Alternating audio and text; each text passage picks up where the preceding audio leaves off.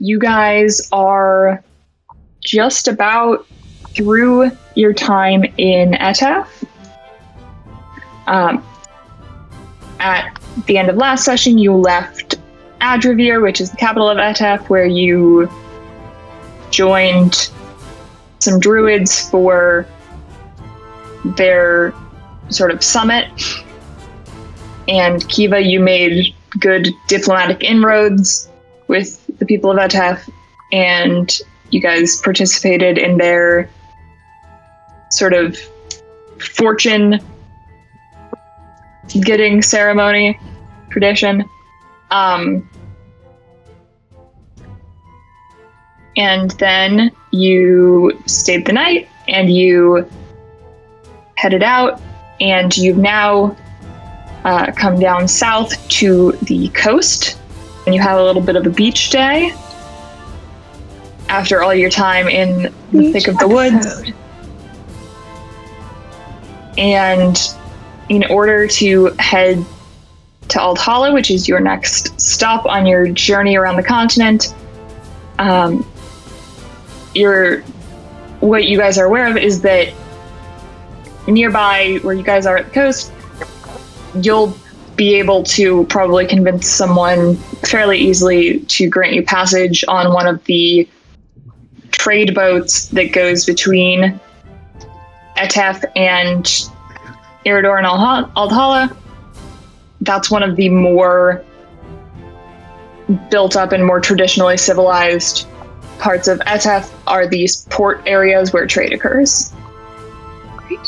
I also just pinned the map of AEOLUS in the world building channel, because I was like, wanted to go look at the map in Foundry, and I was like, wait, it's not the main page, so I just did that so that it was there, and so you'll see that now.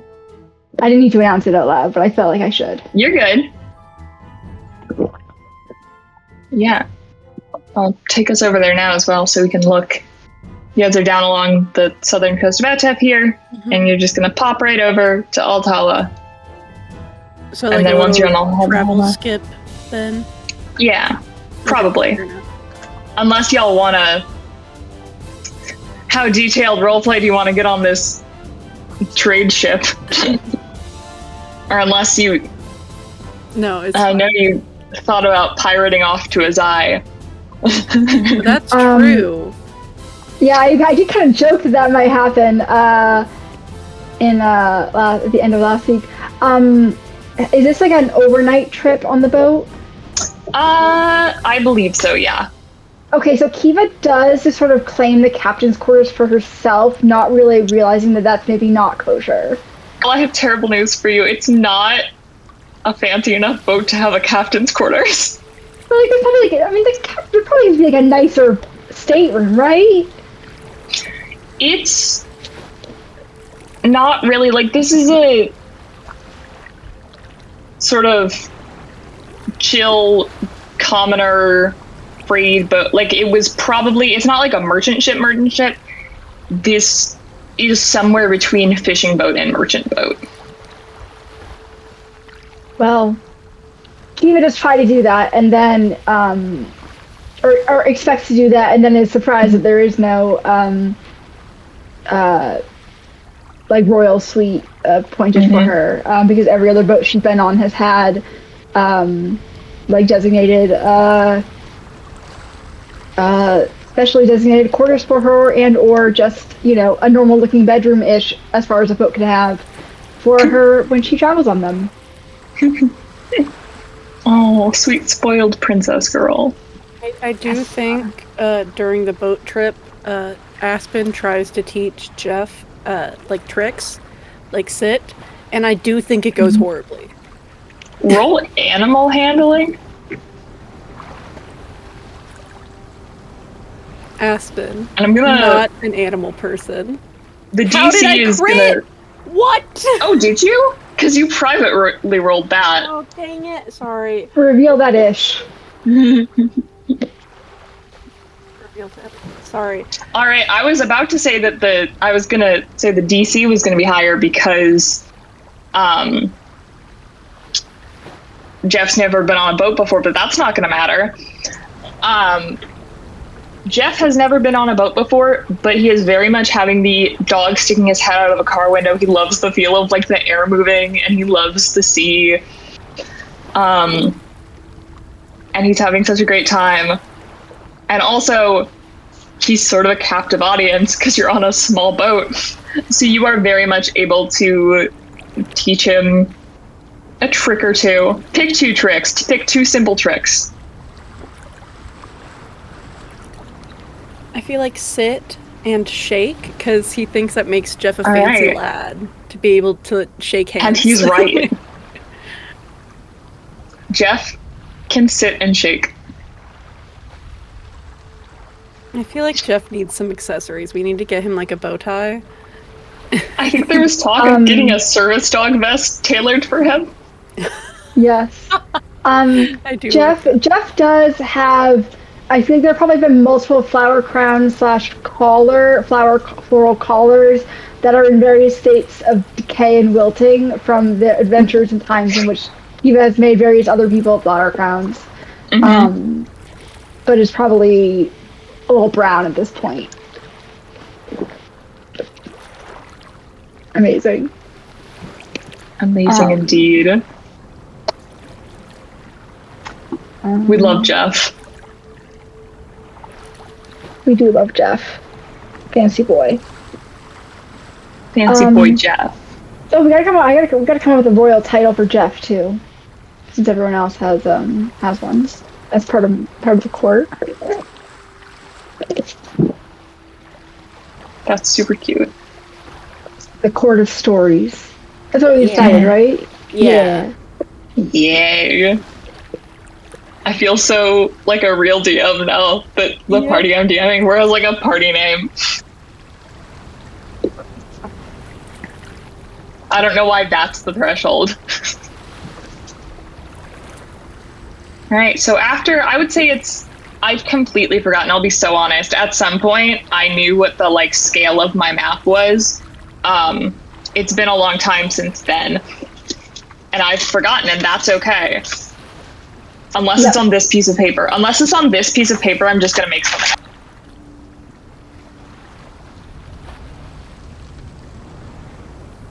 I'm gonna make something up. That's really So I'd say it's like one night that you're overnight.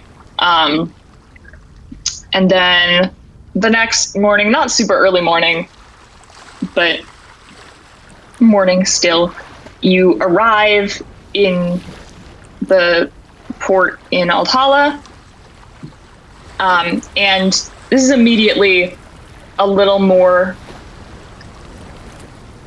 put together and a little more industrialized in some ways, I guess, than Etef, of course, most places are.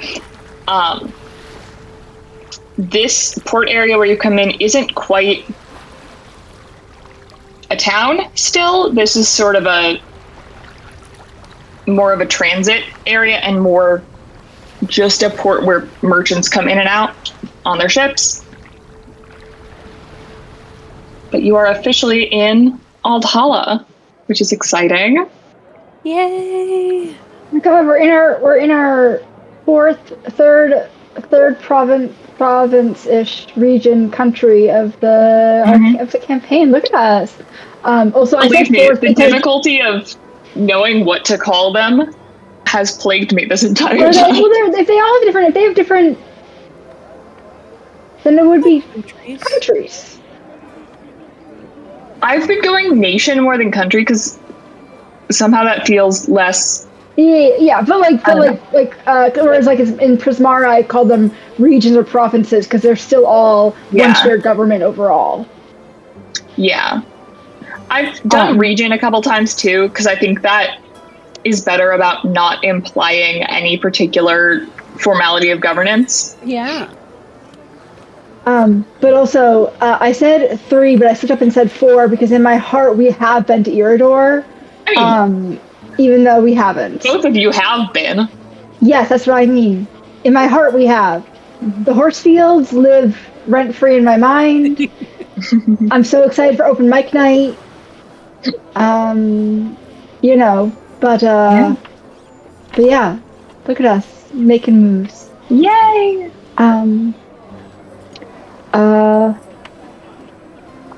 Okay. So with my... Okay. You said last time that Kiva does not have any of the dossiers on individuals from other nations besides that they have that since Seamus and Dane left. Yeah, they forgot to leave those with you.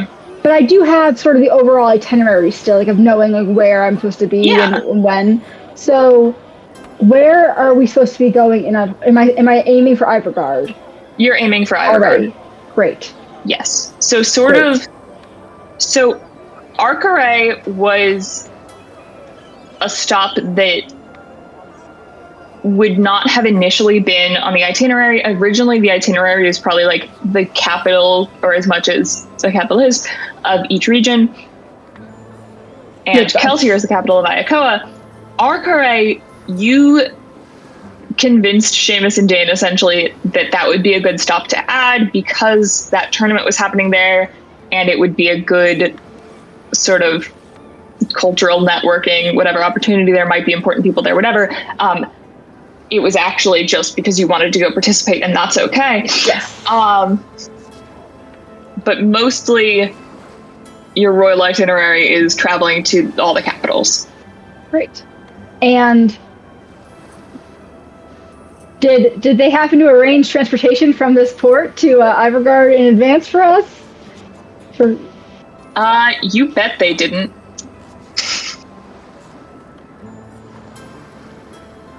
But like I said, this is a stopping place for a lot of various merchants and that kind of thing. So you have some options of what you'd like to try and achieve here if you don't want to just walk. How far of a walk? Okay, let's see. So I did find the piece of paper, it just didn't help me figure out anything about boat speeds. So Keltier to Adravir was about 500 miles. So this is going to be less than that. I'd say this is, from the coast that you're on over to Ivergard, is maybe 200, 300 miles. Can we bring up horses? Because we had horses in Adravir. Horse on small boat, like several horses on a small boat, was not going to work great. So my assumption is that you found a kind, loving home for your horses. Perhaps they're part of our delegation's gifts to the people of Adravir. Yeah, that's perhaps. A good idea. However, you did borrow them from Etef in the first place, so it's very funny if you gave them to Etef as gifts at the end. It was like an arranged thing of like where the camels were traded in and then whatever. Anyway, okay. Yeah. Essentially what it was on that end, Seamus and Dane had arranged for you guys to be lent horses. Yes, great. Does Ozzy want to stop by? Because I know they don't live in Ivergard, I remember that. Does he want to stop by his parents' house before we go to Ivergard? So, it is more or less on your way. Okay. Like, it's not directly in your as the bird flies path, but it'll take you, like, not too far out of the straight path to go and stop by Ozzy's childhood home and see his family. Perfect.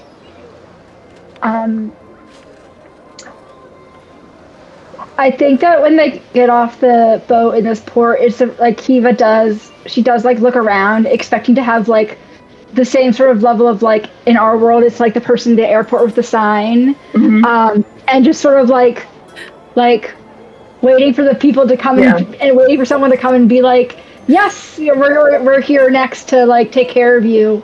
And to be fair, you've gotten that in the other countries so far. Yes. Aspen sneaks off and tries to quickly arrange like some sort of transportation to give Kiva this. Aspen's an enabler of Kiva's I don't even know, self-importance, I guess, but she is kind of important. So I think Ozzy probably goes with Aspen to sort of interface with people that he's more familiar with these locals, even though he's not from here. He's going to be a lot closer to what they're like than Fancy Boy Aspen. And Fancy Boy Jeff. Fancy lad Jeff. Of course, Jeff is very demure, very mindful. Well, as Aspen and Saskia, keep sense of Saskia, like, I'm sure they're here somewhere. I mean, maybe they're just hiding, or they went just go get a drink at a pub or something to wait for something they didn't know when we were going to be arriving, and they didn't know how long our travel would take. But I'm sure that we have there's a carriage already coming for us, or a palanquin or something, because Seamus and Dane are real good at the details, and they wouldn't have left something like that up to chance. They would have really made a plan. It's not like them. So I'm sure, and sort of just keep craning her neck around, looking for the new set of horses. Depending on how far in advance those arrangements can be made, they can't have predicted in advance exactly how long we would spend in Etef and figure out exactly when we would arrive and that we would arrive at this port. Unless they were with us, which they aren't anymore.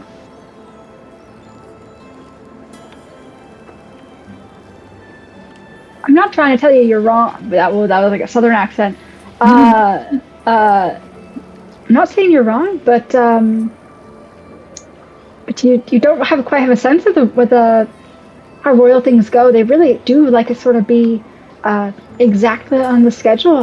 There were trips in my youth where we had things scheduled from like 9 in the morning to 9 to 9:04. And then we'd move on to the next activity, and everything would be detailed out like that. So, I mean, it's a little bit surprising that they, didn't leave that level of detail. But it'd be unheard of for them to not have done something here. But I know that's sort of not how everybody operates. So I'm not surprised that you don't think that you're not expecting that. Yes. Well, if that does happen the way you're expecting it to, I will be suitably impressed with everybody's organizational skills. I have a question. What is Iridor's rapport with Aldhala? It's pretty good. They vibe. That's a technical diplomatic term. Are they close allies?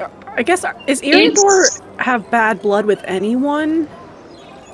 I feel like what we said, because I feel like at some point we discussed this. Was I? Well, so everybody kind of has that's a joke. So there's that, but other than that, the continent has been in a state of relative peace in a lot of ways. For a long time now, essentially more or less since the tieflings got sent to Azai. Are there any other major ethnic group? Are any of the nations made up of primarily of a different major ethnic group that would side-eye Iridor for being human first? So. I should say just human first made me cringe at myself. I'm so sorry. Human lives matter.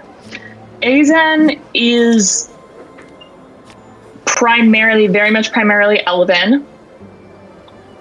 Aldhala has a somewhat similar makeup to Iridor, species-wise in a lot of ways.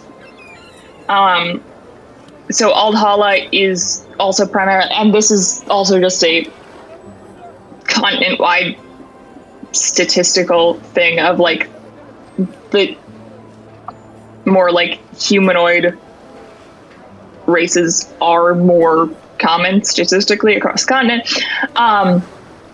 So Aldhala is a lot of human, halfling, dwarf, some elven, still in that kind of vein, similar makeup to Iridor. And then Hyrigoth sort of in a similar vein to Ayakoa, and sort of similar to Ayakoa, has some more diversity of species, but the only scuffle that could be gotten into in terms of nations with a species superiority thing going is maybe Iridor and Azan. But Iridor and Azan both fancy themselves very proper, which means that usually they get along fairly well in that they're both kind of snooty. We're snooty, yay!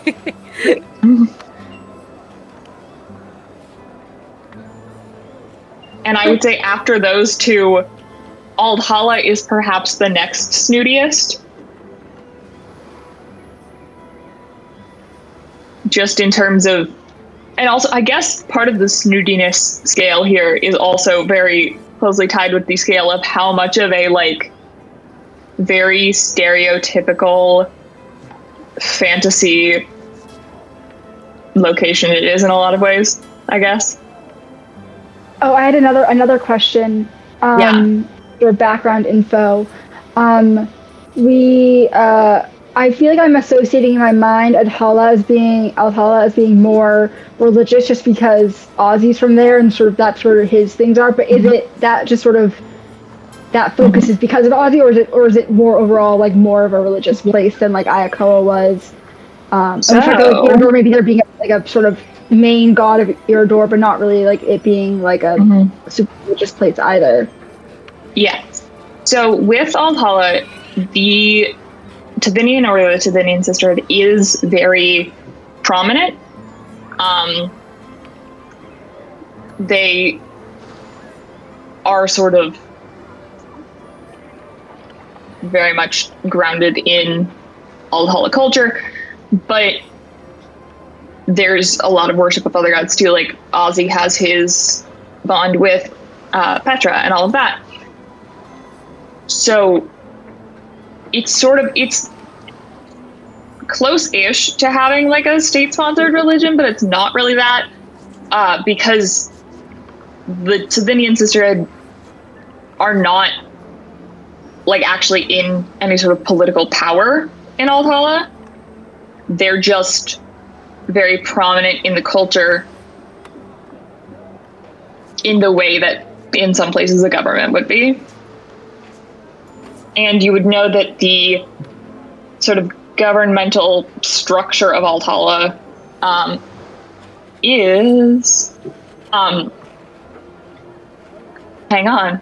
I figured out stupid political terminology. Okay. It's essentially it operates like a representative republic, sort of. So they've got a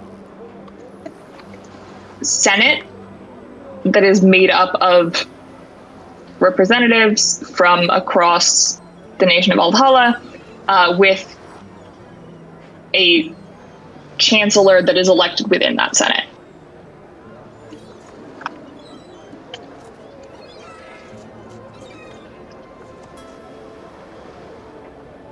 Great.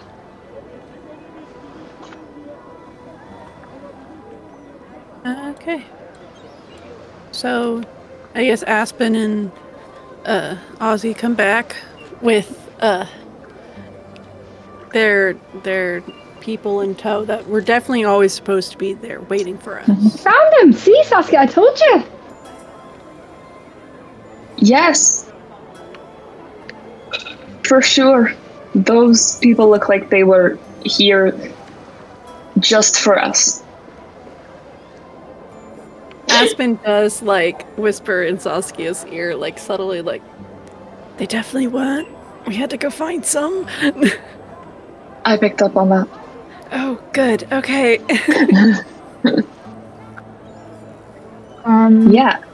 So what you found, I will go ahead and say, is some merchants that have like a little wagon train, a little merchant wagon train moment. And they are traveling in the same direction as you guys for at least a while, and you guys can travel with them for as long as y'all's paths align.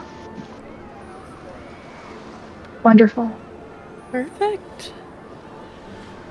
I really hope they don't mind hyenas. I hope they don't. Yeah, how are people reacting to it? They they're out of like the wild kind of. Appalachia is kind of a wild people, so it's like not that. I mean, maybe not that as crazy. Jeff is getting some strange looks. Some people are kind of wary, but it's not like you're the first people they've probably ever heard of / seen with a weird pet, and especially with Kiva looking as fancy as she does, they're like, oh, it's a rich person with an exotic pet. Can handle that. If I didn't love Kiva, I think I would hate Kiva. Because she is so, I mean, she's so precious, but she's also just so clueless about something. I love her because her intentions are always very pure, and at many times she is completely unaware of how spoiled she is in the situation at hand. Yeah, so what I'll say is very, very, like I said before, like it's very fun to play someone who is not bound by the same social compunctions as we are in our society, with Kiva in this sense of royalty, and then with Lumi in the sense of not being of Earth, or of the same plane. I get to be like, Anna would know that you can't say or do that type of thing, but these characters, get to fully live their best lives. Great. See, I created a similar effect by giving Vanya autism. I mean, yeah, exactly. Exactly. And we love him for it. Great. So I guess we joined this little caravan. Yeah. And we get it going. Mm-hmm. So it's essentially you guys are joining them and riding on some. I lost all the words in my brain. I love whatever's happening right now. You guys Does the Craig records show that both Annas are currently pantomiming riding horses? Yes. With a slight rocking movement of their hands and bodies. It's the theater of the mind is popping off today. It's the theater of the mind and body, you know. I was gonna say it's just a theater today. So you guys are riding along with their sort of wagon thing. Ozzy has chosen to once again find his good old paladin steed, so he is riding his lion. Does his lion have a name? I'm gonna go ahead and, because I checked to make sure that I hadn't definitely given it a name before and was not now going to change that. I don't remember if I gave it a name before. If none of us remember, I'll just give it a new name. Can I suggest a new name? You can. I have one in mind. I was gonna say Patroclus or Patroclus from Achilles, because it's like sounds like Petra, and it's a boy name, and he's gay as hell. Cute. I like that. You don't have to go there. You have a name in mind. You don't have to. But I'm just thinking about it. That's the name that came to mind for me. Because I was expecting you to bring something that was a pun. Like Jeff, yeah, big Jeff energy. And so I wasn't expecting, I'll be so honest, to feel like I might like it better than the one I had potentially already chosen. Yeah. Great. You can decide later. You know what? I'm saving that particular Greek mythology reference for a special time, perhaps. We never know when it might occur. And also,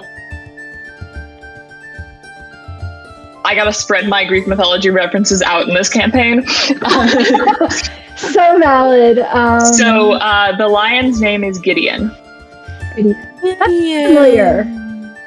Okay, maybe I did name the lion Gideon originally. That's great news.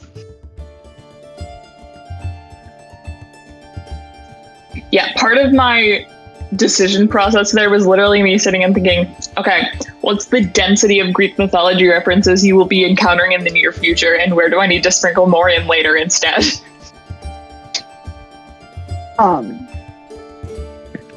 Also, Gideon and Jeff. Although I wish the G's line up, but the sounds do not, which is upsetting. It's gonna be okay. It's funny. Yeah, no, I like it. It looks good together on paper, but then out loud, it's like you're like, in a good way. Oh my god, did he say giddy up? There's the pun you wanted, May. I don't like it. And to be clear, that is spelled as all one word in all caps every time. When you say giddy up, it's like GIDYUP, but like all capitals, and that's how you say that. You said it's like Wow. giddy up. It's giddy up. It's giddy up. Gideon. Okay. Anyways, I'm off that soapbox now. Never get off your soapbox. Shine, girl. So you guys travel on through much of the day, and as it gets closer to sort of late afternoon sunset time, this is where the set of merchants that you're with is taking a different path than you guys. They are going further to the south instead, and you guys are going still up in that sort of east-northeast trajectory. But they've let you know that there is a village within less than an hour's walk, continuing the way you're going, where you guys should be able to stay and get supplies and probably get horses or something as well. Amazing. So you walk along. Ozzy, I was confused as to why you were waving at first. I was waving goodbye to the merchants. Yeah, I realized that. I didn't. I was lost. They're really and nice to us. They took us along.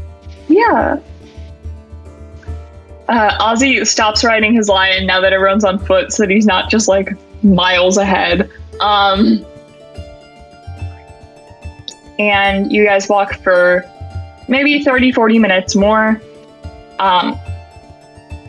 until you come upon, as you were told you would, the village of Avonstrad.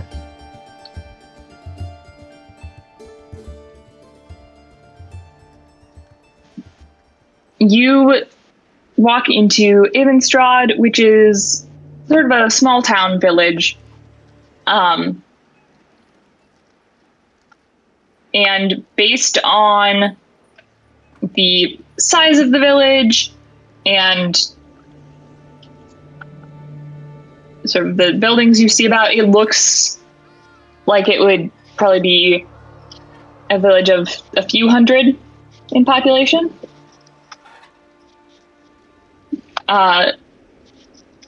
But you're sort of noticing, even just in the first few minutes that you're walking into town and sort of down the main road, the number of people that you're seeing out and about is a lot less than you would expect for a village of the size this seems like it should be.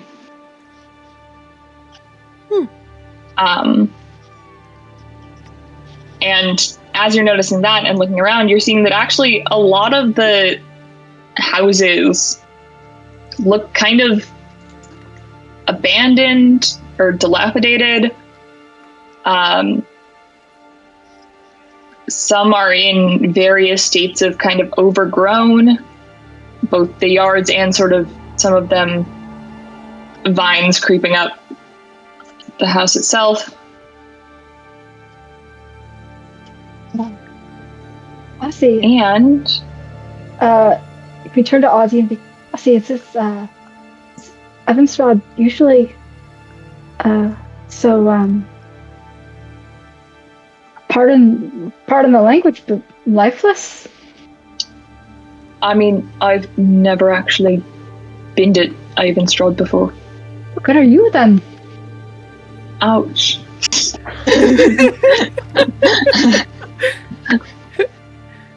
It's a Yikes. relatively small village. Contrary to what you seem to have misconstrued, I haven't actually been to everywhere in Altala.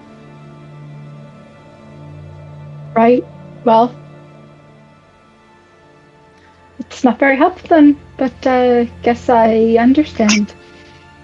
Does Maybe we have to something- rethink your master. Maybe your title of being master of sights. Oof. I wouldn't want that to happen. Kiva, that's a bit harsh. Maybe perhaps master of some sights. But not others. sights? Anyways, bit odd. So does the area have like... you said it kind of looks abandoned, right? Or like some of the buildings do? Yeah. Definitely not the whole town. I guess, do we want to try and find someone to ask what happened, or do we want to do some sniffing around on our own? I feel like maybe, what time of day is it?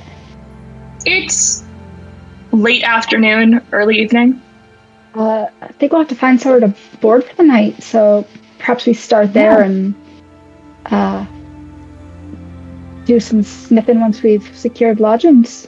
That is Although a I'm good sure James idea. Dane got to put a room in our names already. That is a great idea, because if we go to a tavern, taverns hear lots of stories about things that happen around. So maybe they've heard something, or they know. You know about the stories.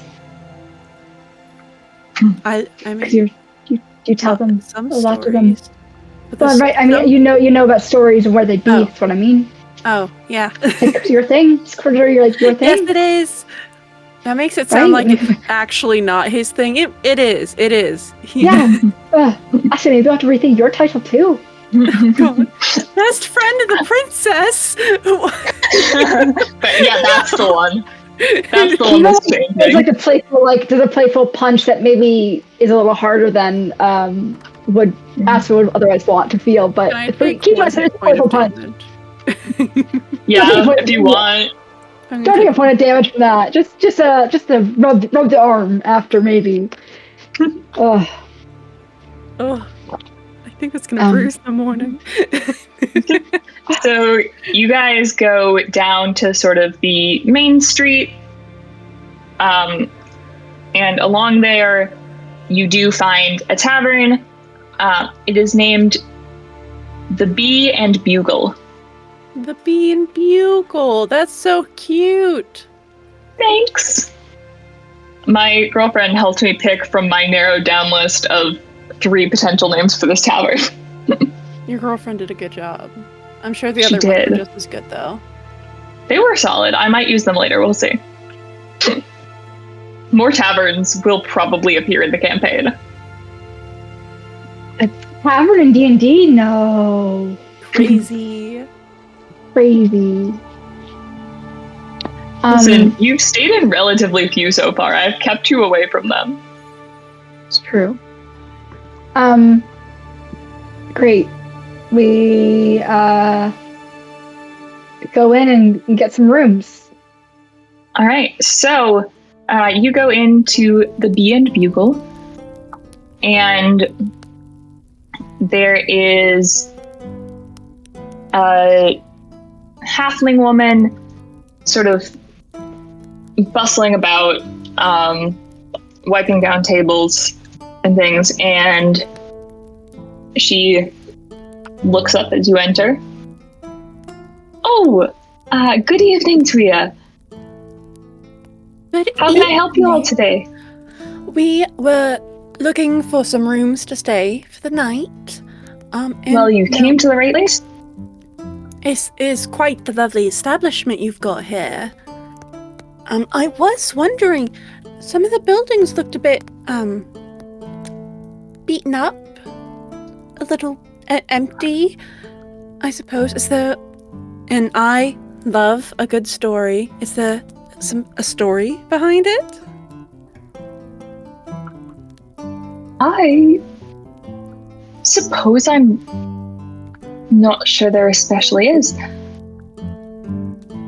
I suppose I don't think anybody's ever lived in some of those houses.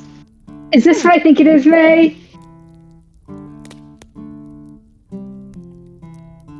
I don't know. I have a thing I think it is, but I won't say it out loud in case it is that, or in case it's not. There's a notorious D&D thing that this is similar to the setup of. I don't know. Okay, we'll see. I'm writing it down in my notes now. Can I do an insight check or something Yeah. to that to see if she's 16? Not bad. She's telling the truth. Okay. Can I tell if like somehow her memories have been magically altered or something? Like Arcana Not with an insight check. Can I do an Arcana check? I think for that you would need like a spell. Okay, fair enough. Probably. Doesn't Ozzy, can Ozzy do like a paladin, Let's see. what do they Ozzy, have? Detect, do they detect good and evil? What do they have? Or Ozzy, divine what sense? the hell can you do? Can Ozzy divine sense that? Ozzy, what are you good for? Surely by level 5 they would have divine sense. That feels like one of like the big Does. I feel like it's an open. I think it's like a basic like level, early level. Yeah. one. Yeah. I'm just remembering what that is for a hot second because I'm Right. a silly goose. Yeah, okay.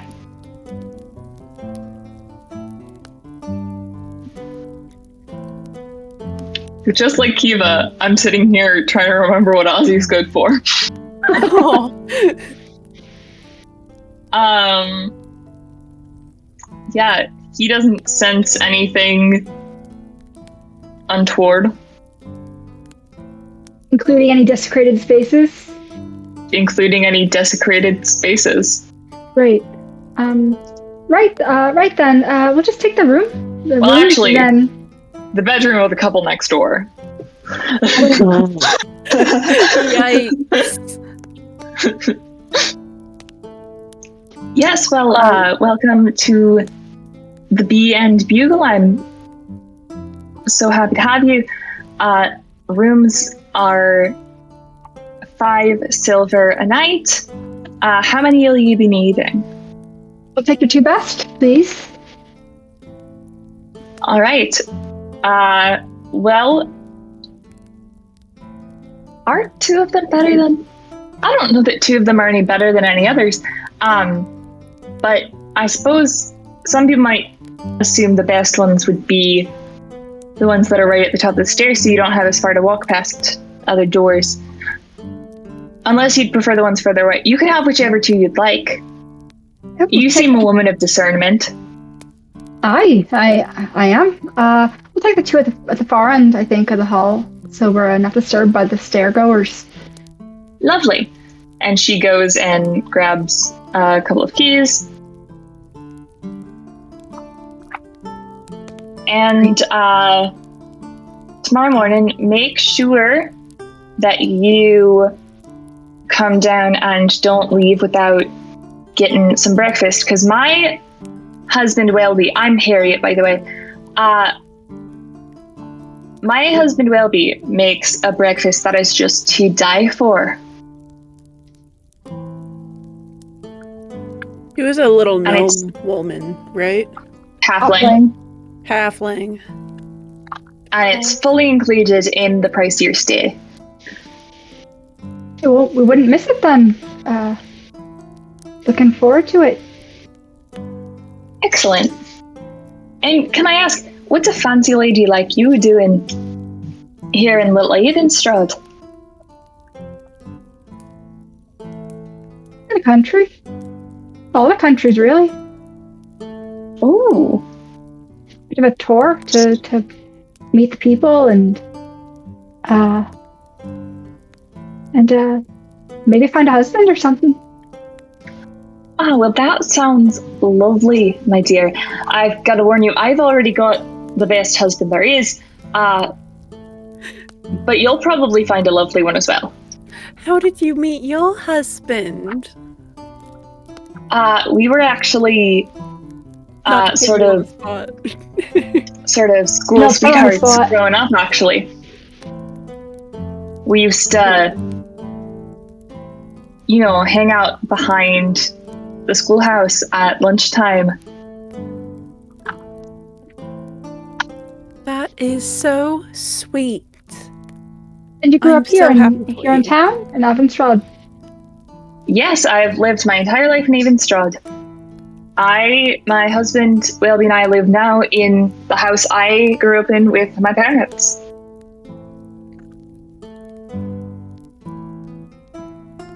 And my mum and dad actually used to own this inn. Oh, now you do. That's exactly. So cute. It's the family business. I know a thing or two about those, don't I? Kiva laughs to herself and just like she very much is like, she laughs and smiles along because she's polite like that. She's not gonna admit that she didn't get the joke you were making. Oh, well, we thank you for your hospitality. It's been a pleasure. Absolutely. Let me know if you need anything at all. Right? I'll be down here just puttering away, reading a book maybe, so you wouldn't be bothering me at all. And you said breakfast is at what time? Breakfast is an hour after sunup. And you'll hear, actually, we don't have any sorts of fancy time-telling devices here like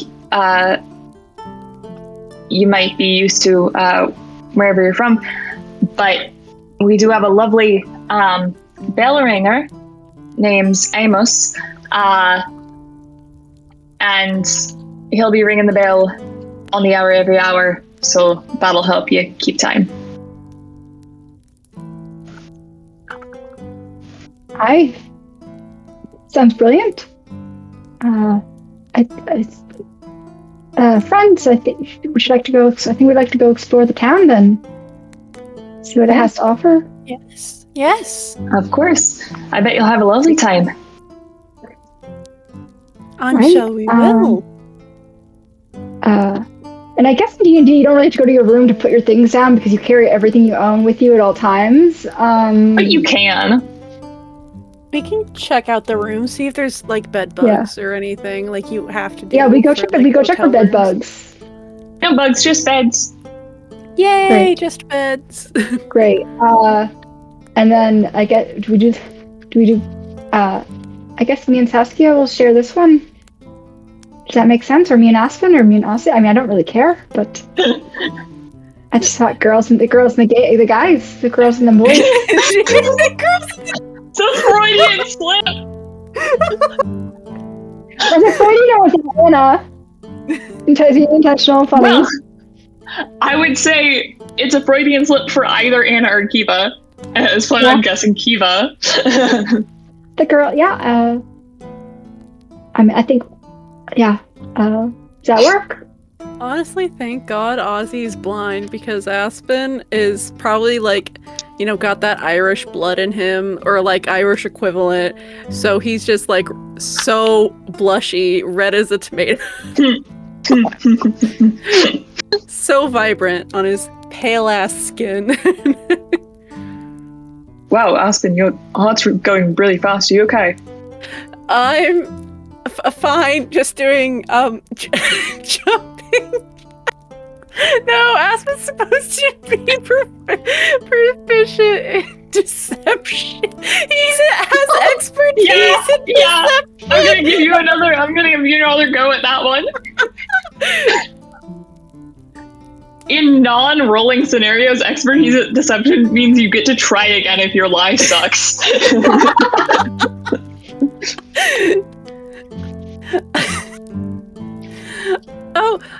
I'm just really excited to go see what's happening in the town. Okay, let's go! Yay!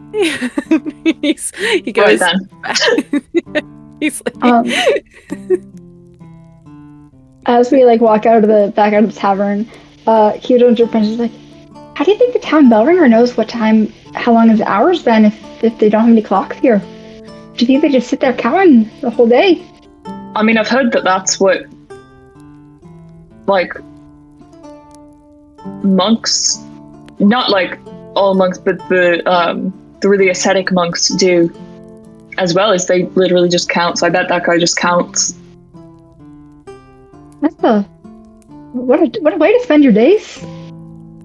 I mean, maybe he fucking likes numbers. I don't know. I hope so. Shall we go walk into some of those never lived in houses then?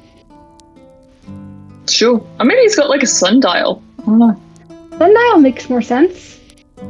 Probably. Well, right, so yeah, that's... They said no one's ever lived there, then there shouldn't be a problem in us walking I suppose in. not.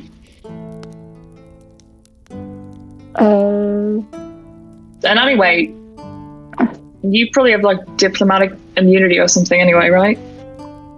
I don't know how that works. I'm just throwing that out there. You seem like you would.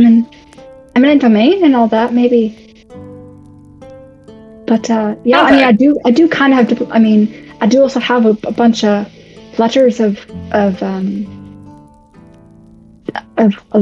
bunch of IOUs from my dad. So, worst comes to worst, I give a peasant here a unrestricted favor from the king of a nation. Which how bad could that go?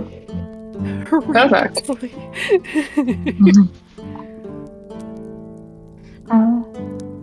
Should we go for the most rundown or the least rundown of the rundowns? I think maybe a happy medium would be maybe the most rundown, and then look at the least rundown to compare and contrast. You're so smart, Aspen. Thank you. It's a great idea. I feel like one of those urban explorers, the people who sort of go and explore all the little they're adventuring, but in cities only. It's kind of what it feels like. This is not much of a city, but yeah, let's explore. All right, where are you guys going first? Let's go least. Oh. Yeah, sorry, most rundown. Yes, that's what I meant, but then I said the opposite. The most rundown. You said least. I did say least, but in my head I was thinking the most. Oh, okay. Because that would give us information. What I heard was meast starting with an M. So meast. There you go. Yeah. I thought you'd hit the middle. The oldest, most dilapidated, overgrown. Yeah. All right. Given that you've gone ahead and started with the most dilapidated, it is not much trouble getting in, because the wood of the door and the door frame is even a little bit should we be stealthy? Rotten. No one has ever lived here. Who's gonna be looking maybe? But fair enough. It's fine. No one ever lived there. I don't know why houses exist that no one's ever lived in, but maybe just for the fun of adventuring in them. I mean, I guess it could be that people lived in them a long time ago. Even if she can't remember anyone ever living in it, doesn't mean no one's ever lived in it ever, probably. Because in a village of this size, they probably didn't build houses just to build houses. That was my question. Like, if no one's living here, why is it? Like, why was it built? Right? Yeah. Something seemed a little weird about that whole thing. Yeah, my assumption would be it's just like been generations since anyone lived there. I don't know. It's kind of a small community and that kind of thing. You don't always get a lot of new people coming in. Right, and usually people who have lived their whole lives in town know kind of all the lore and all the sort of rumors and history, so it's a little weird she didn't have any insight into it. Right. Guess it must have been a while. It's been a long while. Right, let's, Maybe a bunch of tieflings used to live there. Let's do anything you know about that. I haven't heard anyone mention a village called Abenstrad, but that would have been wildly specific given that it's been several generations. Right? So, I don't know. I mean, I assume we used to live in houses in villages, probably. That seems logical. viable. So, could be an explanation. Saskia's accent is drifting, and I'm gonna have to live with that. It happens. I'm doing 3 accents so far this episode, and none of them are distinct, and that's fine. It's okay. Great. Should we? Yeah, we go find the most rundown. So the door novel has quite a bit of give to it from a long time of disuse and not really having maintenance. So the door gives pretty easily, and you guys go in. It's a nice, modest little house. I don't know. It's a 1-bedroom. I feel like I'm on weird D&D like HGTV now. My crab. Hold on, guys. We need to do a side story where we just fix up houses all the time. Y'all are just gonna settle in Abenstrad. Forget the summer cottage is undergoing renovations right now, so. Okay. That could have been they'd add another wing. Yeah.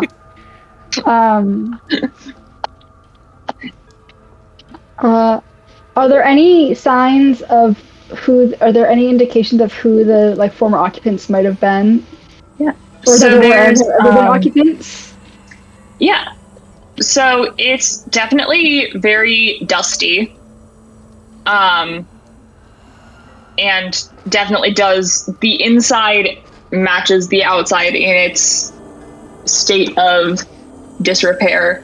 I'll say you did notice on your way up through the little front garden and in,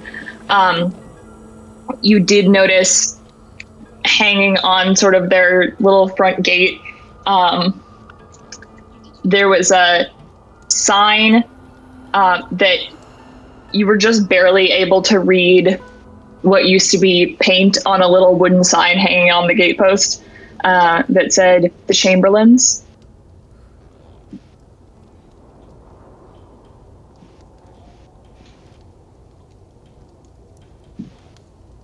Saskia, the Chamberlains have particularly Tieflin surname.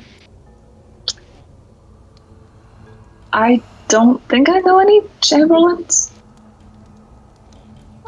Okay. But, I mean, as I've said, they keep us separated into fairly small groups, so I don't really know everyone. I mean, you don't know everybody of your ethnic group. You don't know every single person. I mean, in your defense, I am in the situation where that would be the most viable. So, my species is at least all in one place. So it's a lot more of a reasonable goal than for anyone else. I don't know all the humans, I'll admit that. Or anybody. That would be difficult, probably. I so are the wonder who the Chamberlains were then? Not sure. We can look around. Can we make investigation checks to, like, I'm specifically wondering, like, if this house does look like it has been abandoned and left to rot for literal generations. Like, if the timelines match up to what Miss Harriet said. Okay. Give me investigation, maybe? Or make a case for something else? Aspen, you have good investigation, right? I have really good investigation, and also I can Okay, cast because I was guidance. gonna say, I'm not feeling. Okay. Yeah, you can help. Because I wasn't feeling strongly about that choice. I was like, if you want to argue for a different stat, I'll probably say yes. Kiva will help Aspen because Kiva's not great at Kiva's investigation's just fine. It's okay. She's got other skills. Aspen's also gonna cast guidance on himself.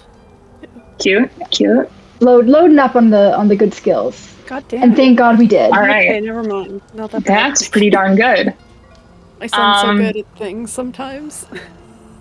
It's so a couple things kind of give you clues as you're looking around.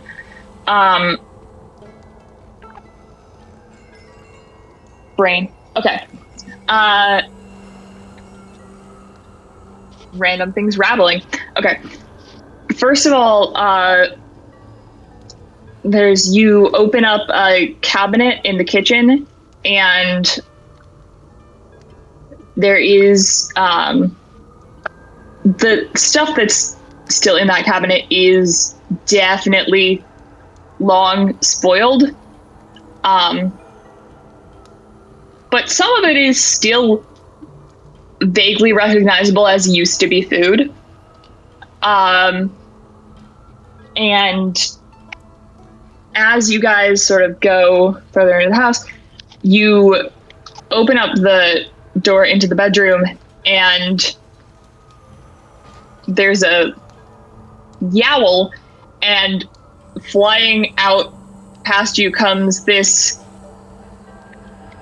mangy, clearly has not been like well cared for by humans in a while, but clearly at some point was somebody's domestic orange cat. They're always orange, the crazy ones. And putting some things together, this house seems more like it's been abandoned for months or a few years, not decades. First of all, we do get a bowl from the kitchen and pour some water from our skins into a bowl for the cat. Because us gingers sort of stick together. Like, a step between Jeff and the cat.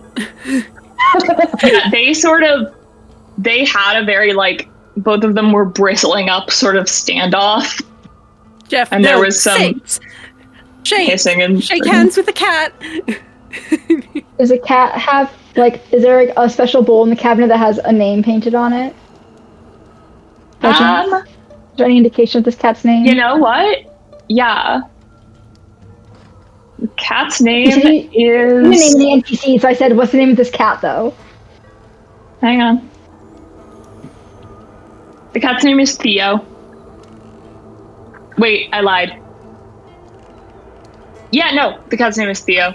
I had to quickly check in my mind and make sure I hadn't given that to, like, any important NPC you're gonna meet soon. Can Kiva animal handling to see if Theo, like, wants to be her friend? Go ahead and give it a try. It's gonna be kind of a difficult DC because Theo is not vibing with anything. 15's pretty good.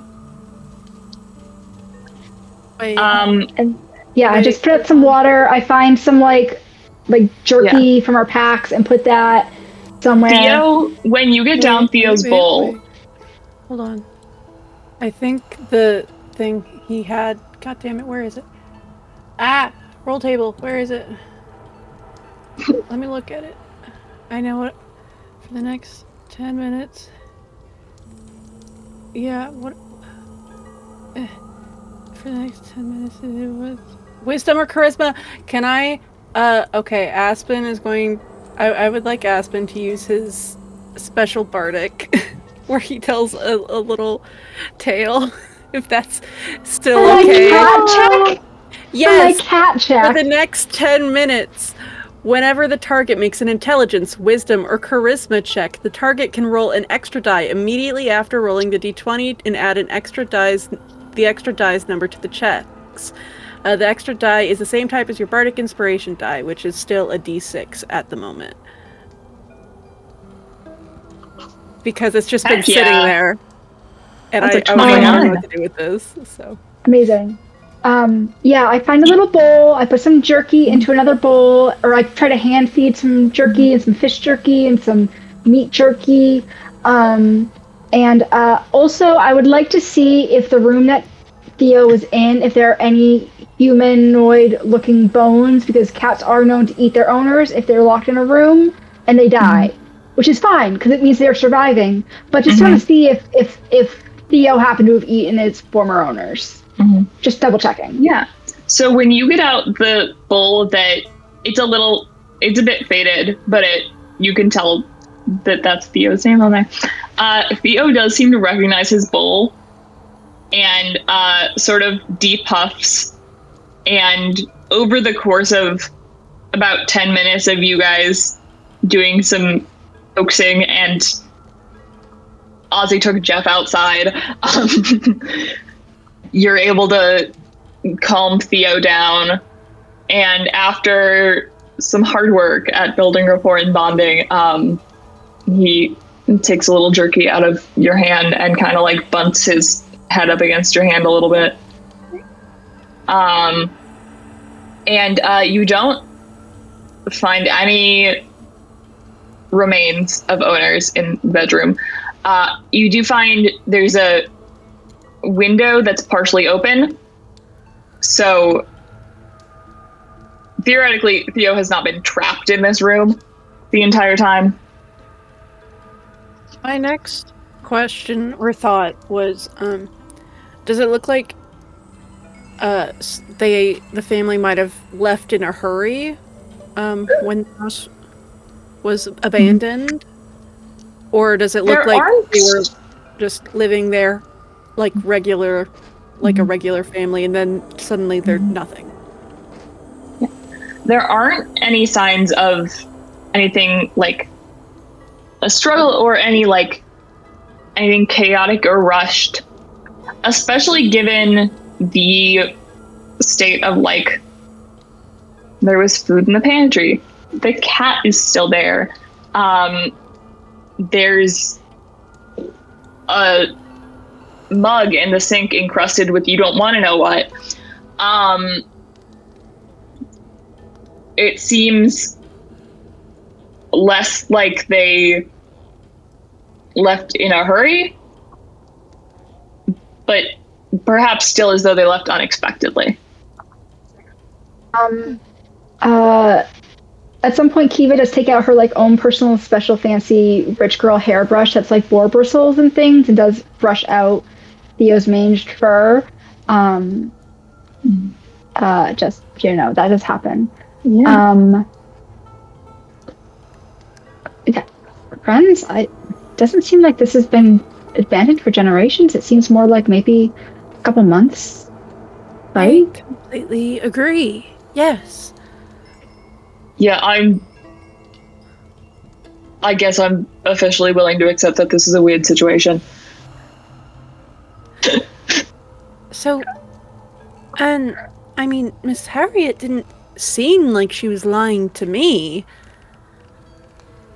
So I don't know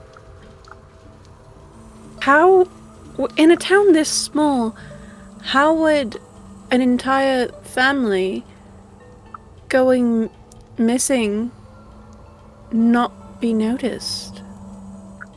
Right, and there's also a number of other houses that were abandoned, so multiple families. That's Should we go look at the least overgrown house? thing that is still obviously abandoned to see if maybe it's been even less time. Can we do one last sure. sweep just to make sure we're not missing anything important that we should be taking note of? Are there any family or maybe any family portraits or anything, or like any images? Or in addition, also.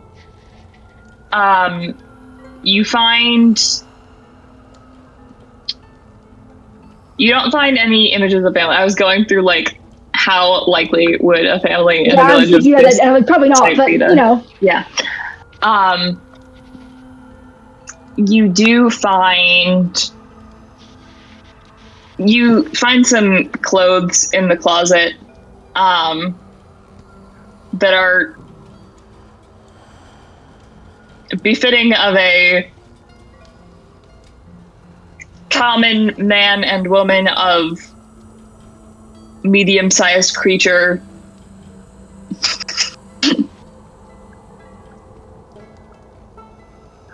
Okay, but like the clothes very cute. Like, do they have a sense of style? Do they have a vest that would fit Jeff? Can we tell what their jobs were from the outfits? You can't really tell what their jobs were. You can tell that they have a business permit. Do they have like a big sheet of paper saying here's everything about me and who I am as a person? No. Seamus and Dane took the dossiers. You can sort of discern from their clothes and everything around. They weren't really hip. I don't think these are necessarily clothes that you guys would consider cute. Just normies. These people were probably at least your parents' age. Which one? Yeah, fair question. At least your parents' relative age for species. Okay. Which, in your case, might still be a which one, but you know what I mean. Yeah. Oh, old. Not very cool. Theo, would you like to join us on a little journey? Would you like to be a royal cat now? A royal cat. I'll give you a title. Royal Pussycat. Theo, after you get him to have some food and drink some water out of his special bowl, and you and Saskia like brush him and give him Saskia, you can talk to animals, can't you? Can't you be a cat? You can be a cat. Can you talk to cats? Tell him what's going on. He might have some information for us. I'll be so honest, I did not prepare to need to talk to cats today. Perhaps tomorrow then, if Theo wants to come with us. Yes, I could do that for sure. Wonderful. And honestly, that's only for thinking that we wouldn't need to talk to animals on our journey. We run into a lot of them. If I could, I would talk to every animal. It seems just like so interesting. What do they have to say for themselves? What are their thoughts and dreams? Do they love me as much as I love them? How good does a belly rub feel? Very good question. But after you guys give Theo a good brushing and get all the like snarls and like burrs and bits of nature and stuff out of his hair, he curls up on the Chamberlain's bed and goes into nap mode. Is he a long-haired cat or a short-haired cat? He's a short-haired cat. Okay. I'm so sorry if that disappoints you. Long-haired cats are so pretty. Is all. I know. As you know. We can find you one later. Great. Great. Okay, well. Alright, Theo, we'll come check in on you tomorrow, then. And perhaps we'll, be able to tell you, give you some context, and you'll help us too. Alright, well, have a good nap.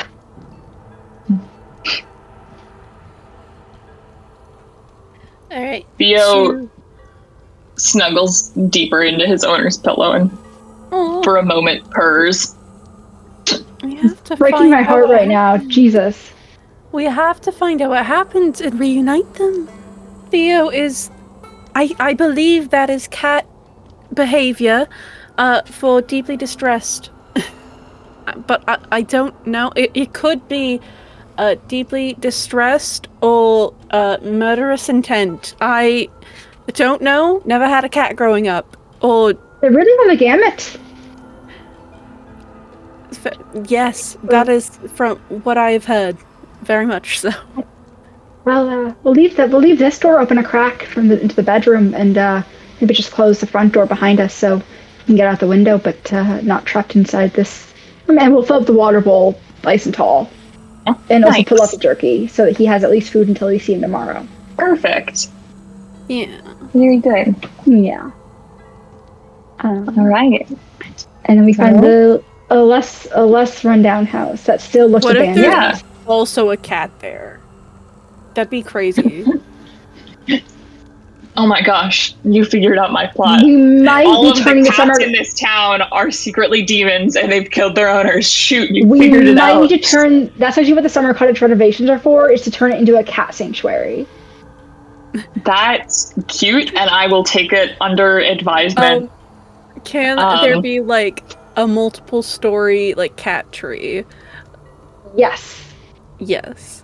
Yes, it's actually like an indoor-outdoor play area enclosure that's like actually perfectly mirrors the nation of Erador, including like where the little water is, like for the cats to like dip their toes in, and like where the horse fields are. There's like a lot of like play horses and like a lot of trees where there's like forests. There's a big forest right towards the north that like Aspen kind of knows about, right? Somewhere there's a forest. There's like a big cat tree forest. And it's like the size of like a large room. Yeah, if you guys are good, I will consider adding Summer Cottage Cat Sanctuary to the world building. Great. So Kiva does start, as we think about this later tonight, if she will write it down in a missive as as a royal decree to send on as a reminder to herself. Perfect. Just reminding myself. All right. So you guys go to the house of those that look clearly abandoned, because I'm assuming you don't want to take a chance on a house that looks like it might not be abandoned. Of the houses that are clearly abandoned, you go into what seems to be the freshest. This one is not like the door and the door frame aren't rotten, but the door's not locked, which is the vibe you've gotten from this village so far. They're not really a locking your front door is kind of a community. And that's not the note I wanted to open up. That's unrelated to the situation at hand. Okay.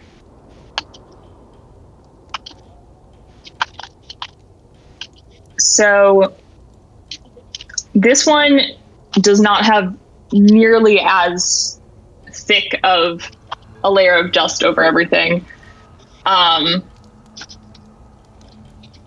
There's, let's see. You are immediately, as you walk in, unfortunately hit with kind of an icky smell. Because the food that's left in this house is in the earlier stages of starting to go bad. And so there's a little more pungency about.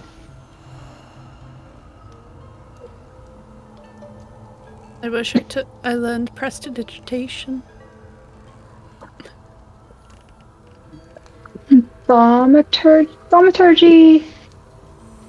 You can make a loud noise.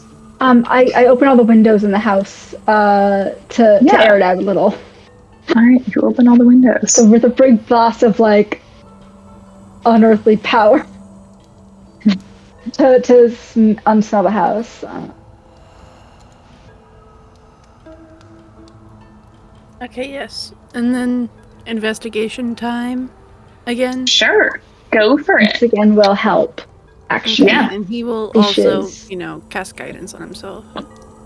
Cool. All right, 27. So this it's even easier to figure out sort of a frame of reference for this since you have.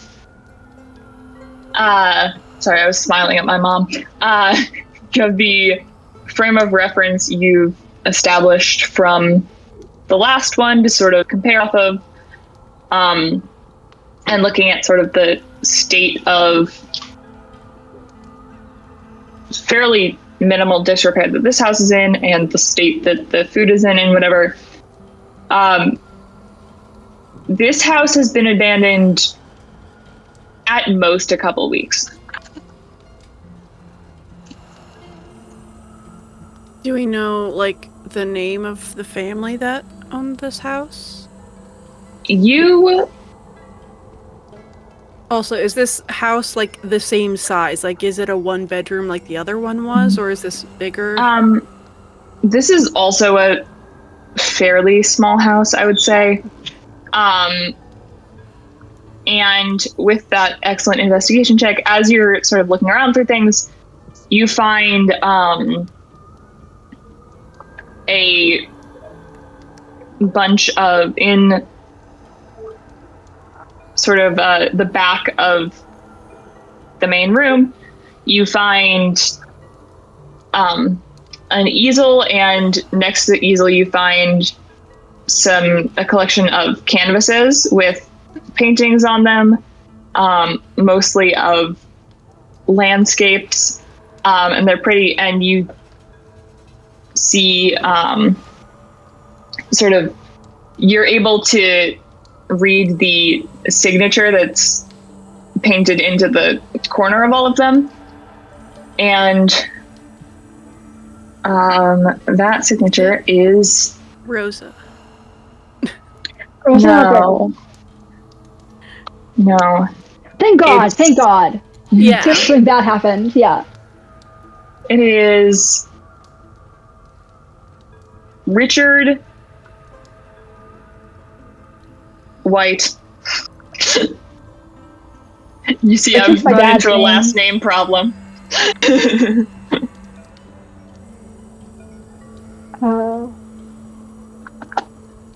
And there's one painting that is on the easel still, not finished yet.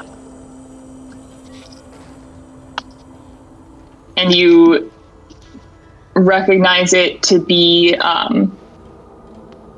of sort of a perspective of like looking down that main cobbled street of the town and like the buildings down the sides.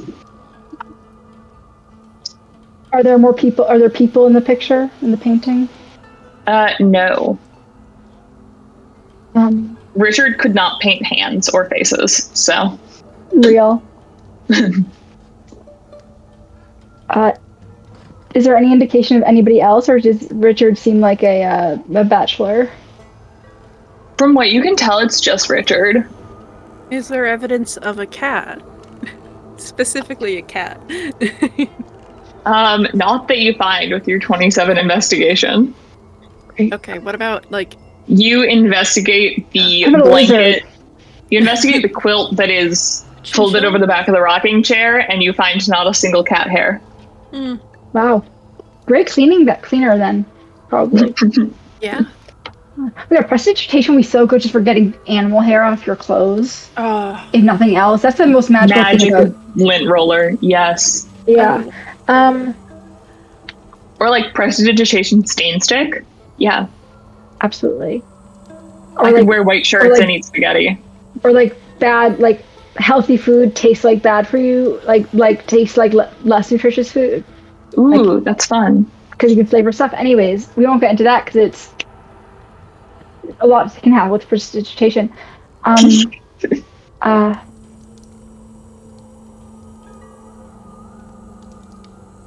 Richard seems to have left unexpectedly as well. I agree. Is there any evidence of like clear foul play, like break-in? No. Like once again, or anything. Yeah. Once again, no signs of struggle or packing up in a hurry or anything. In fact, not really any signs of packing up at all. Is there like a magical feel in the air if I like an Arcana check? Sure, give me an Arcana check. Okay, I can do that. Give me a vibe check. Vibe check.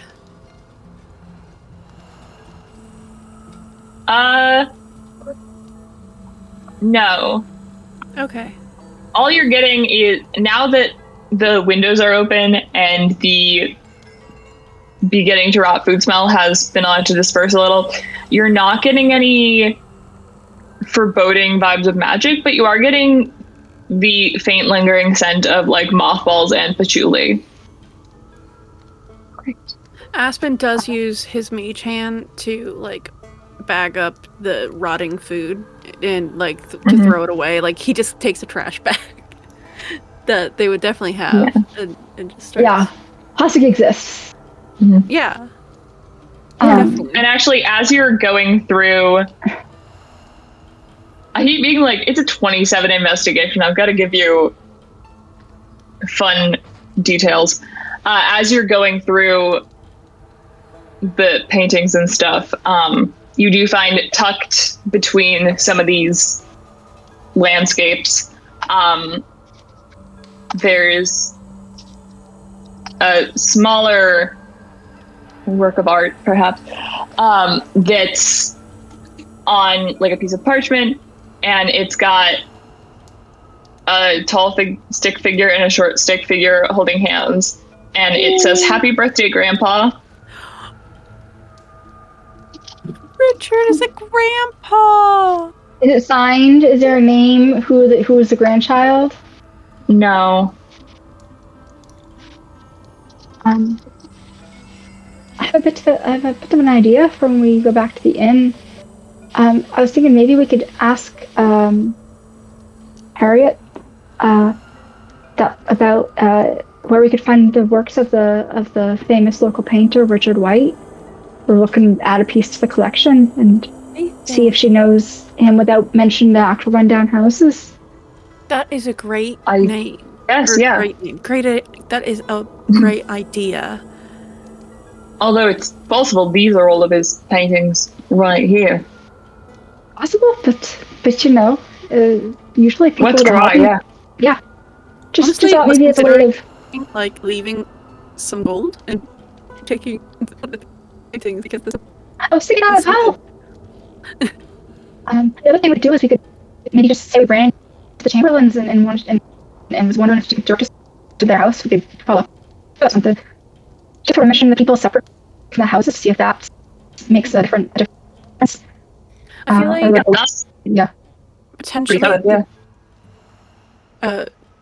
mentioning Richard White is be better, because I don't know, it'd be kind of weird if just like a group of people randomly was like, "Hey, where are the Chamberlains? We want to speak with them." Anyone has ever seen us around town before? Oh, for sure. Yeah, for sure. Just saw that in there. I think often Richard White is getting stuck on both. And Richard seems to have been gone not quite as long, so better chances there too. I didn't think of that. I guess we could keep looking at more houses, but I'm getting kind of sad.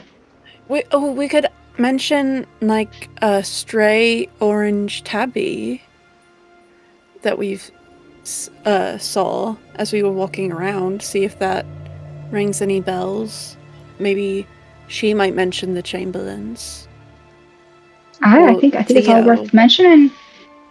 Yeah, might as well give it a try.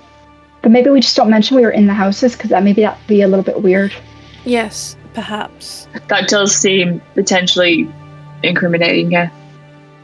Yes. Well, she did say she's not doing anything else this evening, so. Okay. So then I guess let's head back. Right. Right, you guys head on back to the Bee and Bugle. At this point, it's solidly evening, I'd say. And as Harriet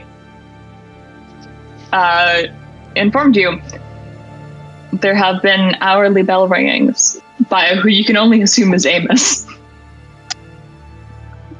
I assume that Kiva has some sort of clock device, like a pocket watch or something. Do they line up with the hour as far as we know? Great. Amos is really good at counting. punctual. He's real good at counting. Well, sundial. Do they have a moon dial as well? Maybe. I mean, it's just a shadow thing. So if the moon was bright enough, I'm sure a sundial would work the exact same at night. Moon shadows might be cool to see. But, does Amos sleep? Well, that's a good point. Perhaps he's an elf. They don't sleep as much. Yeah, but that's maybe they're like identical twins with the same name. No, I was just thinking that. Yeah. Oh my gosh, we're twinning. And maybe one of them's like evil. Yes. Killed the Chamberlains in Richard White. Oh my god, yes, absolutely. That's it. It must be the Night Amos. You might be able to say that the Chamberlains and Richard White got their bells wrong then. Aspen is definitely like jotting down that idea of the evil twin. Right. So we're gonna head back into the tavern and we're gonna say, Harriet, we know about the Night Amos. I gotta say that Amos sounds so much like anus. I was thinking so much like it. The first time you said it, I was like, his name's okay. Great. Anyways, yeah. Alright, when you first said Amos, I was like, oh, Seamus and Dane. It's so similar to Seamus. No. No, or like but. Okay, we go back to the Bee and Bugle. All right, you go back to the Bee and Bugle. Harriet is sitting on a stool behind the counter, reading a book. Miss Harriet, looking wonderful, as about the same, honestly, as we just saw you, but still wonderful. Welcome back, dears. I hope you had a lovely walk around. You have quite the lovely, cozy little town here, don't you? I do think so. Now, we had come here because we've heard there was a wonderful local painter that lived here that goes by Richard White. And we were hoping... the painting to our collection? Our home? Beautiful landscapes. I'm so sorry, Pets. I don't think that I know Richard White, and I know everybody in this town. There's Amanda White. Not Amanda White anymore. She's married. Who's her dad? By chance? I think. I mean, it's not really something I'm supposed to talk about. It's a bit of gossip, more or less. You have to tell us then. I'm getting to it, Pet. Don't worry.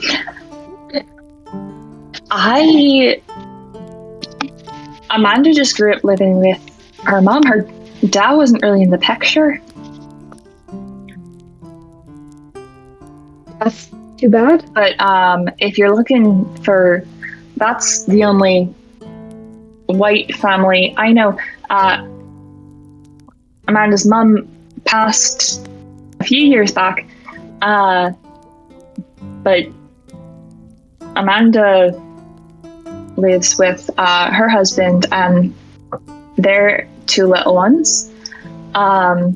Just a ways, a few minutes walk away from here. I mean, everything's a few minutes walk away from here.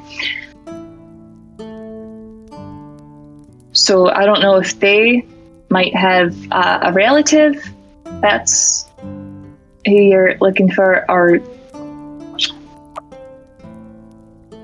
trying to think. I really don't think I know any Richard White or any famous painters, come to think of it. I must have been mistaken then when we heard about it. It must have been a different town. Yeah, maybe a different Avenstrud. But you know, as I'm sure there's more. That they tend to repeat little town names, I've noticed. But you know, as we were looking around, we saw just the cutest little orange tabby cat. It was adorable. Oh, did you? Yes, it looked like it was a stray. Real cute, though. A bit of a bugger at first. Yes, I imagine there'd be a stray cat or two around. Especially, I mean, some people will keep a cat to take care of the mice and pests and things like that, and in that case you don't really want your cat too terribly indoorsy and domesticated, so did Theo you might get some strays from that. Did Theo have like an identifying marker on it? Not really. Okay. Then Aspen will describe the part of town that they were in that's like near the house, without saying that they found it in the house. Yeah. Well, nobody I can think of that lives near there has an orange cat, so far as I know, but I mean, people's cats are getting together and having trysts and kittens all the time, so could be, I don't hear, but listen, I do hear most of the things in this town. Don't let anyone tell you I don't know everything that's going on in this town. But I suppose people don't tell me about all the cat births. I should make a news. There should be a newsletter then. I could. Yeah. We could trouble you for one more bit of information about town. Absolutely, you're not troubling me at all. Chronicles is a great name, Aspen. We ran into some folks in town earlier, and I can't remember. And they asked us to stop by later to pick something up from them that we had purchased at their home. But they didn't really mention where it was, and I think they sort of thought we'd know because it's such a small town. I wonder if you could direct us to where the Aspen, what was it, the calendars? The calendars? No,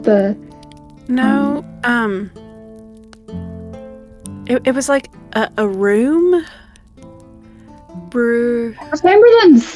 Chamberlains. Could you direct us to where the Chamberlains live? So we go pick up our parcel. Chamberlains.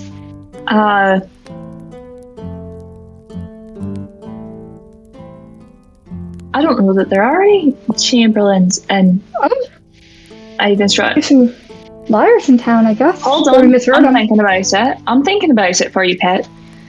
I love her so much. I don't believe I know any Chamberlains. I don't know, perhaps you weren't being overly flirtatious with anyone, were you? I'm a lady, mind you. Listen, people give a fake name in that sort of situation. I'm just trying to think. I don't know. Lady at that. No one would ever give me a fake name. Of course. Perhaps it's somebody's maiden name or something. But none of the past generations from your family knowledge living in town for a long time. So that Chamberlain here. That's so strange. I wonder why. Know of a Chamberlain. And like I said, most people in this village know each other. In fact, Amos, who I was telling you about earlier, he actually used to date my mum. You'll have to give us a scoop on that in the morning. Before she and my father were married, mind you. Oh, of course. Well, didn't they meet at the schoolyard? So it's like a third grade kind of That thing. was myself and Welby. Oh, right. Sorry, that's told me so many stories. It's all to so right, many Peg. people. I'll learn to keep up. Okay, before I we will, go I'll off to try. bed, I know we've been asking so many questions, but we had to know, how does Amos sleep, and is Amos a twin, and is there like a day twin and a night twin, and is like one of them evil? My bets are on like the night twin being evil. What do you think? It's always the night one. Oh, you poor dears. You're not terribly familiar with a bell ringer, are you? Look at you. You've probably got all sorts of fancy pants, who's what's it devices. For so much. No, Oh my god, Aston, they probably don't ring the bell at night because people are sleeping.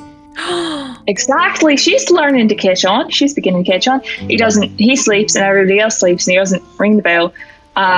He starts ringing it again at sunup. That's genius. Generally didn't come across my mind until in that moment. Felt real smart about it. Thank you. Of course, darling. Happy to help.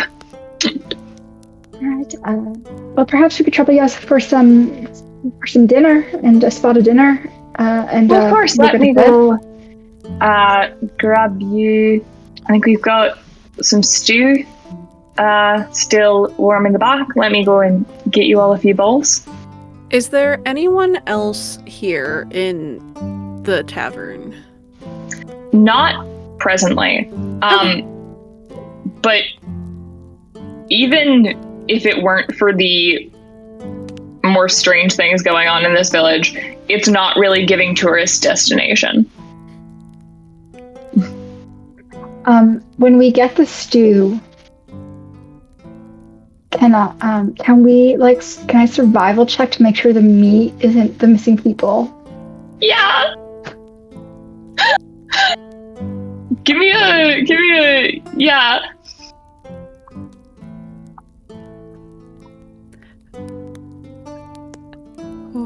22. It's not people meat. Thank God. Right. Just listen. It's really uncouth of a future monarch to have indulged in cannibalism. Listen, I've watched pretty much all of Criminal Minds. That wasn't out of the question. I know your mind. I know the things. Great. Right. Good, safe to check. It's regular meat of the sorts of beings that only Saskia can talk to. Saskia, does it feel like cannibalism when you're eating meat? Do you eat meat? Because if you can talk to the animals, does it trouble you to know what they're thinking and then go eat them? Like, I wouldn't eat a cat or a dog or a unicorn.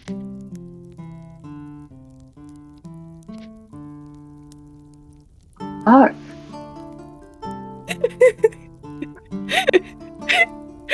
Also, I know some people can speak with plants magically, so can they not eat plants either? And then what does that leave you? I mean, it's fungi. A lot of mushrooms. There's no speak with fungi. I feel like you've maybe gotten the wrong idea of. She's going to be half Harriet accent now. There's no going back. Love it. She's a chameleon. I feel like maybe you've gotten the wrong idea, Elizabeth, of how it works when I speak to the animals, and I presume when people speak to plants as well. It's not anything like speaking to other people. They don't think and communicate in the same way we do. It's very different. It's sort of more vague images and feelings, and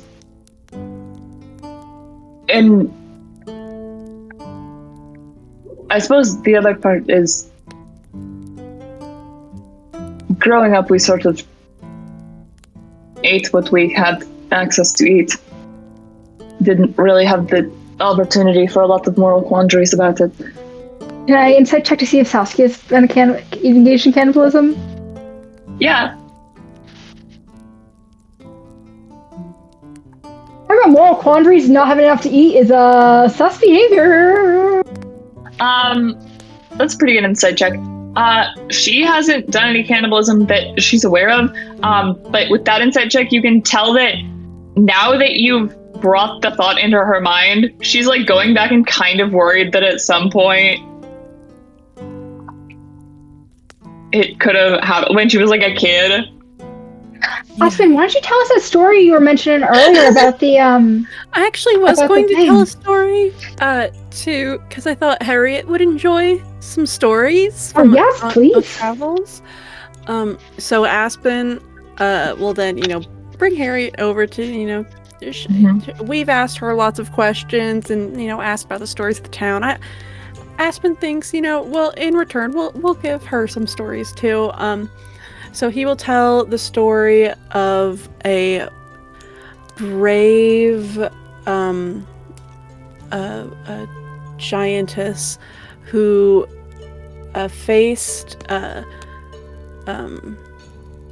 had it in my brain and now it's just gone. But the story of Kiva in the Colosseum, but like cool. Heck yeah. And not directly name dropping Kiva. Yeah. He also tells the story of a woman who was wrongfully imprisoned, who escaped the prison by turning into a rat and sailing away on a ship. And that story ends with her clearing her name and bringing, honor and respect back to her and her family. You feel Saskia squeeze your hand under the table. And I didn't think about Aussies in advance. Fuck. Well, as you're finishing up Saskia's story, Ozzy actually goes, I know it's usually your sort of thing, but could I give a go at it? Oh, of course. Yes. Yes, I would love to hear. And Ozzy, though with less sort of poetry and rhythm and smoothness than you have with it, but he does a pretty good job, and he's heard you tell stories enough times now that he can emulate some of the things that you do when you tell a story and sort of emulate the like tone in which you were telling those stories just now. And he tells a story about a boy who crossed a pit of fire to save his dear friend from a curse. Aspen is speechless. He's like, oh my god. No one's ever told a story about me before.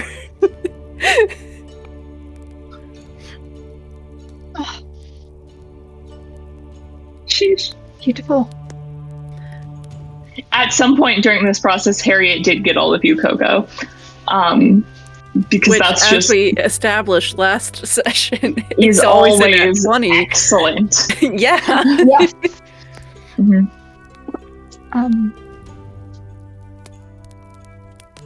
Amazing. Wow. I'm pretty sleepy myself. Perhaps it's time to go to bed and bright and early tomorrow. I'm looking forward to your breakfast, Harriet, or your husband's breakfast. Of course.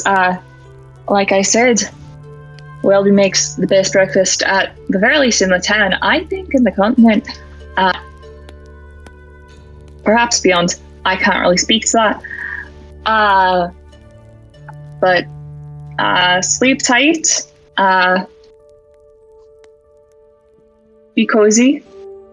And I'll see you all tomorrow for another lovely day. It's absolutely the thing I thought it was, and I don't know the name of it, and I don't remember how anything about it like on a metagaming level, but it is what I thought it was. And just enough to know. I mean, like 90% sure. Just enough to like be like, it's on the tip of my tongue, but I don't know anything about like how to go about the scenario. Perfect. That is exactly the most knowing that I would want you to have. Yeah. So, This reminds me of a D&D creature. I can't think of its name. So I think we're on the same wavelength, but also I thought it was a way higher like DC than what we're at right now.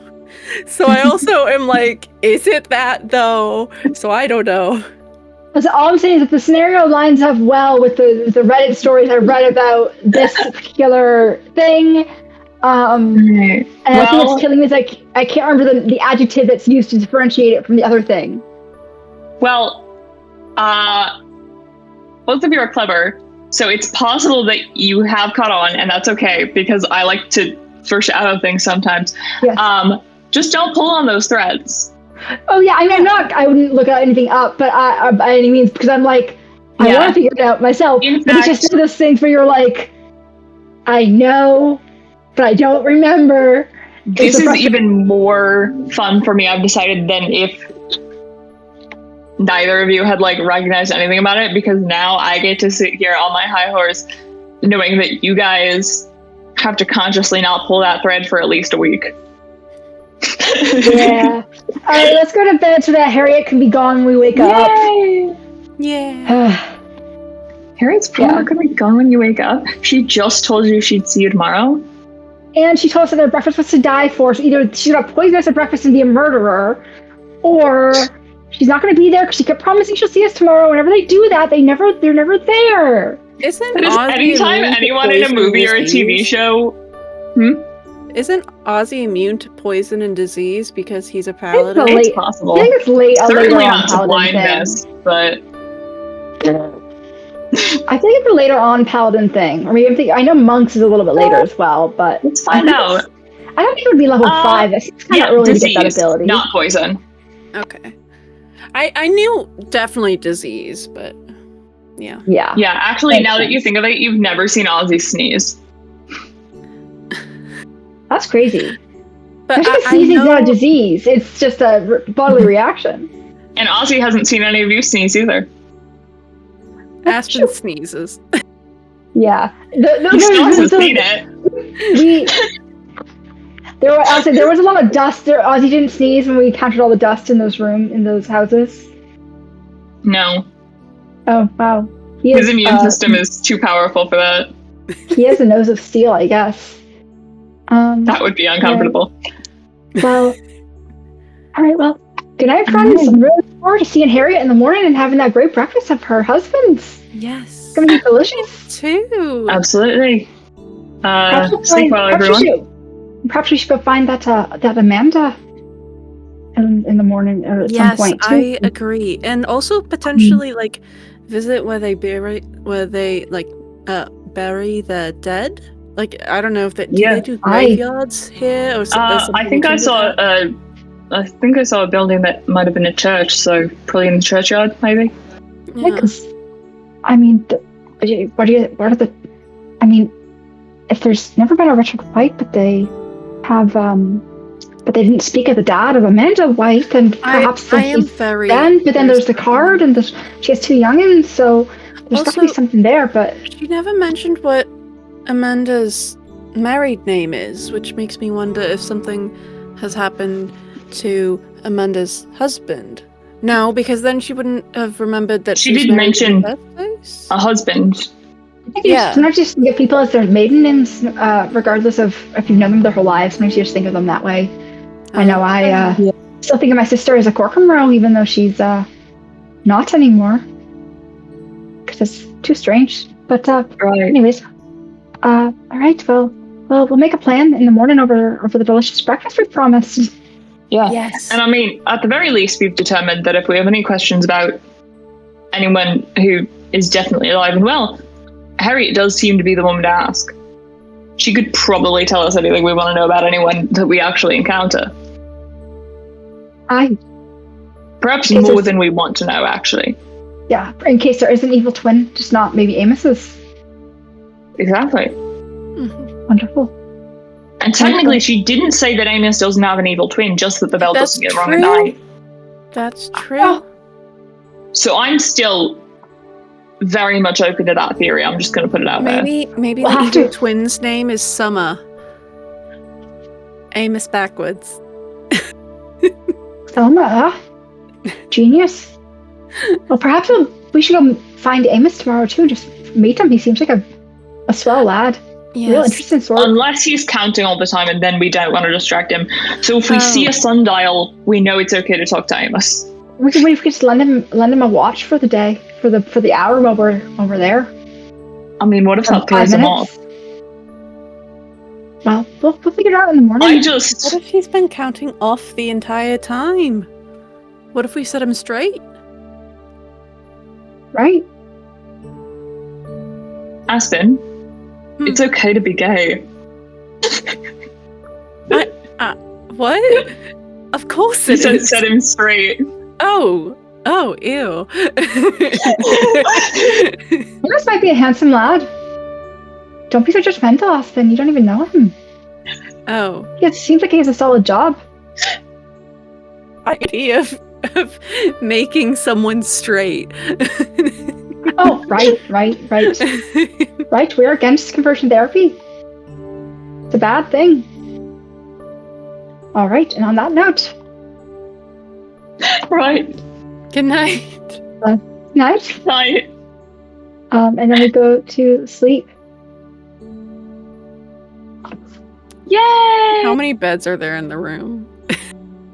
2 beds per room. Oh, thank God. You can handle them as you wish. So you're shoving the 2 of them together so they're... You could have also, if you suddenly realized that was the situation, you could always have gotten a 3rd room. I was gonna say, if most of the rooms are empty, then we don't have to worry. That does remind me, though. I'm about to be that annoying person who tells a story that begins with "When I was in Italy." But when I was in Italy, the first or second time, I think it's only at most the second time you've done it, so I think you're okay still. And this is really not going to be a classic "when I took a trip to Italy" thing. So we took one little overnight trip to Venice, and it wasn't our whole group, but it was some of us. So it was me and my friends Tyler and River that I was in my apartment with, and I know them well, and another guy from our class whose name was Matt. And Matt's chill, but we didn't know Matt super well. And our rooms so the place where we were staying, it's like a public accommodation housing in Venice now, but it used to be, they had pamphlets in the rooms sort of along with the fire exit safety information that told you about the history of the building. And it used to be a monastery, and then it was an orphanage, and now it's a public accommodation, whatever. So that explains some of why the building's kind of weird.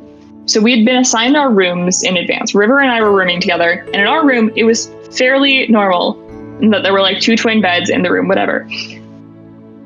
Moments after we get into the room and set stuff down, Tyler sends us a picture of the setup in the room he and Matt had been assigned to. It's 2 twin beds, but they are pushed right up next to each other. Yikes. And they were between some cabinets so that you couldn't really make more space between them. Oh, I've seen that definitely happen before, 2 twins bed in a lodging space where you're renting. But usually you can, there's usually space to move them, pull them apart. Let me see if I can find the picture. And it was especially ridiculous because that clearly wasn't the setup of all of the rooms.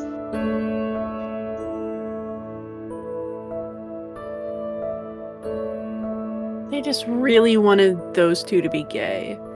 Because if it was 5 feet apart, then it's not gay, so... Right. But there's only one bed is the best trope. So... Let's see. It's gotta be... Oh, yep, I found it. Don't worry. It's a slightly shaky picture due to the fact that Tyler was laughing as he took it. Which is how you know it's good. Discord, here we go. Okay, hang on. I'm so close. Come on.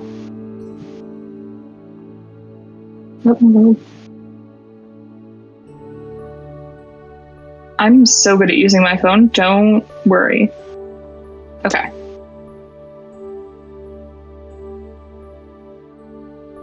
It's on its way.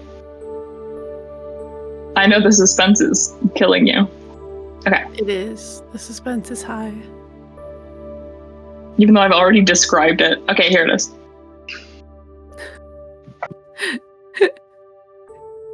Wow. Oh, wow. Mm-hmm. I was thinking to make a smaller room so like you just couldn't move the beds apart whatsoever. But and that was the only place to put them and the cabinets. But no, they could have put the beds elsewhere and the cabinets elsewhere, and yet they chose not to. Yeah. This was close to the apartment that they had Tyler and River and I in. It was a 1-bedroom apartment that was definitely not made to have 3 people in it. In fact, the fire code information on the back of the door said it had 2 beds in it. But those beds, they weren't touching, but they were close enough together. The 3 little twin beds in a Goldilocks row, we could have comfortably held hands as we slept, all 3 of us. It's a good time. Okay. Should we go to we went to bed. I don't think we've done anything that requires hitting the button. I did, but... Did Aspen take a hit point? Yes, he did. Ozzy should, because he divine sensed. Divine, yeah. I used a bardic. Yay! Well, I'm just gonna hit the button just in case, because Yeah, it never hurts. Yeah. All right. Okay.